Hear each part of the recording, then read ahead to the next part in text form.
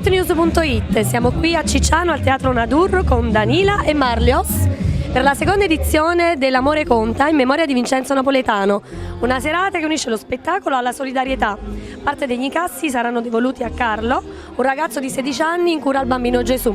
Quanto conta essere presenti a questi eventi? Conta moltissimo essere presenti sia come artisti che come pubblico pagante, ovviamente per far sì che sia fatta la beneficenza. Quindi dare un po' del proprio talento a coloro che ne hanno più bisogno. Ma sì, a noi fa sempre piacere e quasi sempre siamo presenti quando ci sono queste manifestazioni. Quindi ci fa immensamente piacere per questo, dare un aiuto a queste persone che magari meno hanno.